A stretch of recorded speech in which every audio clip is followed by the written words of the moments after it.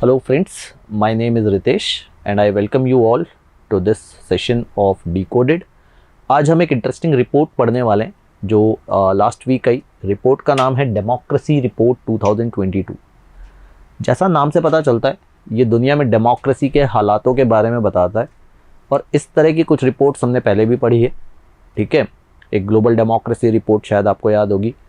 ठीक है, तो इस रिपोर्ट में नया क्या है, इस रिपोर्ट में अलग क्या है, तो कुछ बड़ी इंटरेस्टिंग इसकी मेथडोलॉजी मुझे लगी और इसकी जो फाइंडिंग्स हैं वो भी काफ़ी इंटरेस्टिंग है।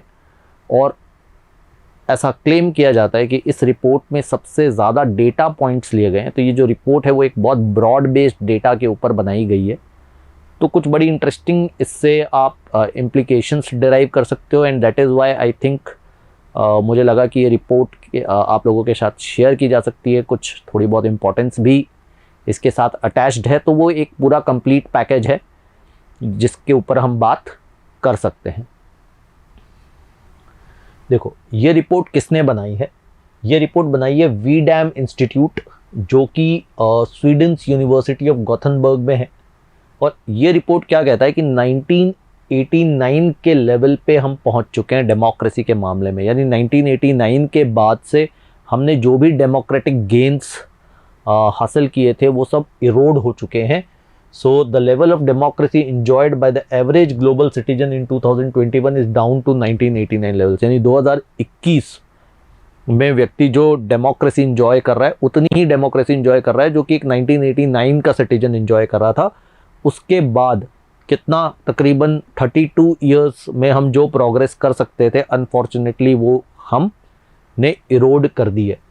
ठीक है, dictatorship is on the rise, 70% of the world population is under dictatorship.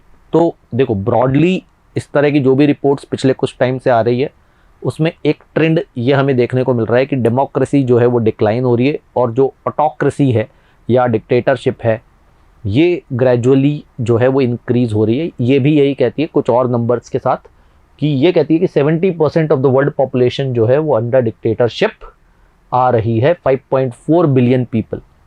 ठीक है, रिपोर्ट का टाइटल क्या है? Democracy report 2022, authority autocratisation changing nature. ठीक है, तो वैरायटीज ऑफ डेमोक्रेसी या वीडैम इंस्टीट्यूट जो हमने अभी बात की थी, ये सबसे बड़ा ग्लोबल डेटा सेट डेमोक्रेसी पे प्रोड्यूस करता है। Data is taken from 202 countries from 1789 to 2021। ठीक है, कंट्रीज को 4 क्लासिफिकेशंस में क्लासिफाई करता है। एक जो और ये आप देखते हैं डिक्रीजिंग ऑर्डर ऑफ डेमोक्रेसी में सबसे हाईएस्ट पर होती है लिबरल डेमोक्रेसी, वो डेमोक्रेसी जिसमें सारे डेमोक्रेटिक प्रिंसिपल्स फॉलो किए जाते हैं और पर्याप्त लिबर्टी सिटीजन्स को दी जाती है, तो वो एक डेमोक्रेसी है, लिबरल डेमोक्रेसी। फिर एक होती है इलेक्टोरल डेमोक्रेसी। इलेक्टोरल डेमोक्रेसी में थोड़ा सा डेमोक्रेसी का लेवल कम हो जाता है। इलेक्शंस अब भी हो रहे हैं, डेमोक्रेटिक गवर्नमेंट सेटअप हो रही है। ठीक है, मगर जो है वो थोड़ा सा डेमोक्रेसी और कम हो गई है। फिर एक आता है इलेक्टोरल ऑटोक्रेसी। अगेन इलेक्शंस हो रहे हैं, गवर्नमेंट इलेक्टेड है, but it is now moving towards autocracy. Democratic principles और कम हो गए। फिर आती है क्लोज्ड ऑटोक्रेसी, मतलब अब तो गवर्नमेंट इलेक्टेड है ही नहीं, अब तो आप प्रॉपर डिक्टेटरशिप की तरफ चले गए। This is closed autocracy. तो ऐसे 4 लेवल्स पे कंट्रीज को क्लासिफाई किया गया है। अब आप थोड़ा सा गेस वर्क कीजिए, इंडिया इनमें से किस क्लासिफिकेशन में होगा। तब तक मैं आपको थोड़ी मेथडोलॉजी बताता हूँ। देखो, मेथडोलॉजी कैसे कैलकुलेट की जाती है। इसमें बेसिकली जो आपका लिबरल डेमोक्रेटिक इंडेक्स नाम की एक चीज़ होती है जिसके बेसिस पे इसको क्लासिफाई किया जाता है। और लिबरल डेमोक्रेटिक इंडेक्स के अपने आप में 2 कंपोनेंट्स हैं। एक लिबरल एस्पेक्ट्स हैं कि भैया कितना आपको आज़ादी दी गई है, कितनी फ्रीडम आपके पास है इंडिविजुअल्स के पास माइनॉरिटी राइट्स के बाद। दूसरा इलेक्टोरल एस्पेक्ट्स हैं कि क्या आप फ्री एंड फेयर इलेक्शंस कर पा रहे हैं, इनफ आपके पास चॉइसेस है ऑफ लीडर्स। ठीक है, तो 71 इंडिकेटर्स हैं इस पे जिसके बेसिस पे लिबरल कंपोनेंट इंडेक्स और इलेक्टोरल डेमोक्रेसी इंडेक्स, इन 2 पैरामीटर्स को दिया जाता है। Liberal aspects and liberal component index. Electoral democracy index is basically electoral aspects. तो लिबरल डेमोक्रेटिक इंडेक्स में हमने क्या देखा, एक तो हमने लिबरल कंपोनेंट इंडेक्स देखा, एक हमने इलेक्टोरल डेमोक्रेटिक इंडेक्स देखा। इसके अलावा एक इगैलिटेरियन कंपोनेंट इंडेक्स होता है जिसमें सोशल ग्रुप्स में कितनी समानता है, कितना डिफरेंस है। पार्टिसिपेटरी कंपोनेंट इंडेक्स होता है जो कि मेरी नज़र में डेमोक्रेसी का एक एसेंशियल एलिमेंट है कि कितना पार्टिसिपेशन आ रहा है सिटीजन्स का गवर्नेंस में, ठीक है। फॉर एग्जाम्पल, क्या अगर आपके घर के बाहर सड़क खराब हो रही है तो do you go and complain? If you participate in the governance, ठीक है, तो दैट्स डेमोक्रेसी। या आप इंतजार कर रहे हो कि कभी कोई नेता आकर के उसे ठीक कराएगा, ठीक है। So that is participatory component index. Then deliberative, कितने परसेंटेज लोग पोलिंग कर रहे हैं, ठीक है। अब आपने जब वोटिंग हो रही है तो क्या पोलिंग प्रॉपर हो रही है। डेलिबरेटिव कंपोनेंट इंडेक्स मतलब डिसीजंस जो हैं वो इमोशनल अपील में लिए जाते हैं या डिसीजंस जो है वो पब्लिक के फ़ायदे को ध्यान में देख करके लिए जाते हैं, कितना डेलिबरेशन किया जाता है। तो इन सारे पैरामीटर्स के बेसिस पे फिर ये इंडेक्स कैलकुलेट किया जाता है और उस बेसिस पे कंट्रीज़ को क्लासिफाई किया जाता है कि वो लिबरल डेमोक्रेसी है या वो एक इलेक्टोरल डेमोक्रेसी है या वो एक इलेक्टोरल ऑटोक्रेसी है या वो एक क्लोज्ड ऑटोक्रेसी है। तो यहाँ पर रिजल्ट्स हैं, स्वीडन ने टॉप किया LDI index, that means Sweden is the best liberal democracy. बाकी कुछ स्कैंडिनेवियन कंट्रीज जनरली जैसे डेनमार्क है, नॉर्वे है, कोस्टारिका है, न्यूजीलैंड है, ये टॉप 5 पर हैं, यानी ये these are the best liberal democracies which are in place, ठीक है। इंडिया को उन्होंने कहाँ क्लासिफाई किया है? इंडिया को उन्होंने क्लासिफाई किया है as electoral autocracy which is alarming. We are not liberal democracy, we are not even electoral democracy, we are in electoral autocracy. That means government elected है बट हम एक ऑटोक्रेटिक रूल की तरफ बढ़ रहे हैं। यहाँ पर देखो हमें एक अच्छा टर्म देखने को मिलेगा, ये रहा, anti plural political party. So when we say pluralism, pluralism क्या होता है? पॉलिटिकल आइडियोलॉजी में हम कहते हैं जहाँ पे हम डाइवर्स इंटरेस्ट्स को देखते हैं, हमारा जो ओपिनियन है वो एक डाइवर्स ग्रुप्स को साथ में लेकर के चलता है। जब हम कहते हैं anti plural political party, that means consolidated, ठीक है।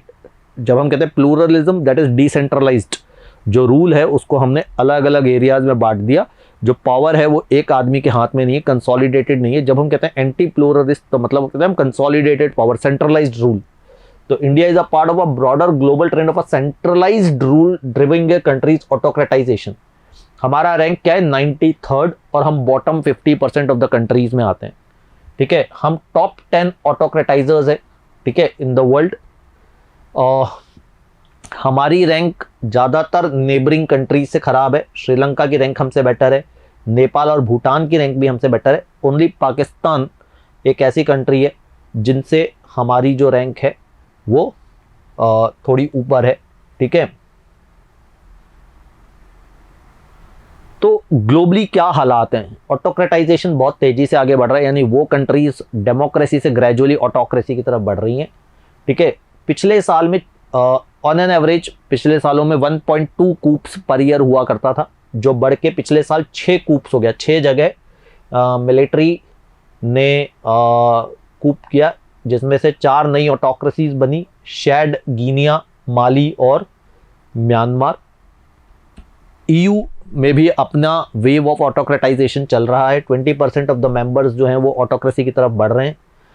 ओवरऑल दुनिया में 89 डेमोक्रेसीज हैं और 90 ऑटोक्रेसीज हैं, जिनमें सबसे कॉमन टर्म जो आप देख रहे हैं वो है इलेक्टोरल ऑटोक्रेसी, ठीक है। 60 कंट्रीज ऐसे रेंज में हैं जिनको हम इलेक्टोरल ऑटोक्रेसीज कहा जा सकता है। तो यहाँ मैंने एक टेबल बनाई है, यहाँ पे आप देख सकते हो दुनिया में टोटल कंट्रीज में 34 लिबरल डेमोक्रेसीज हैं, 55 इलेक्टोरल डेमोक्रेसीज हैं। इन टोटल आपने देखा 89 डेमोक्रेटिक कंट्रीज हैं।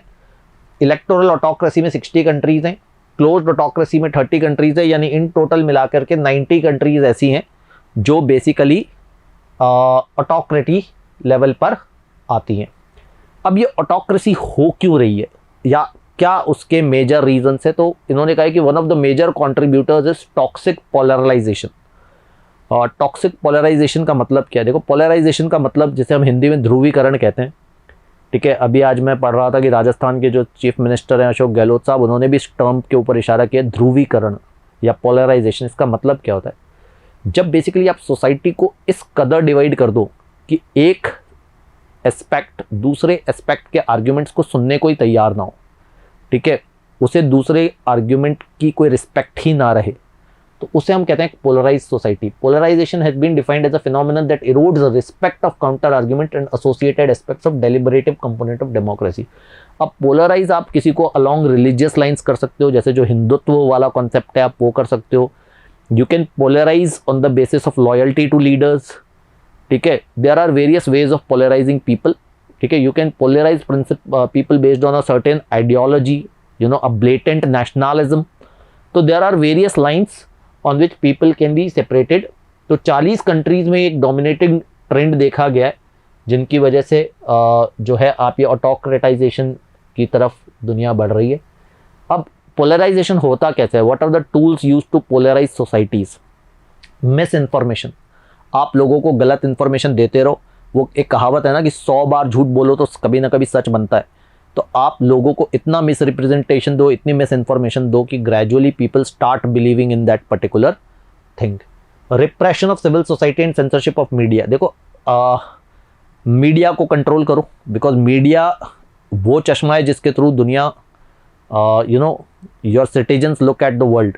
तो अगर आपने मीडिया कंट्रोल कर लिया then you know you can basically project what is right with you know wrong to right and right to wrong को प्रोजेक्ट किया जा सकता है।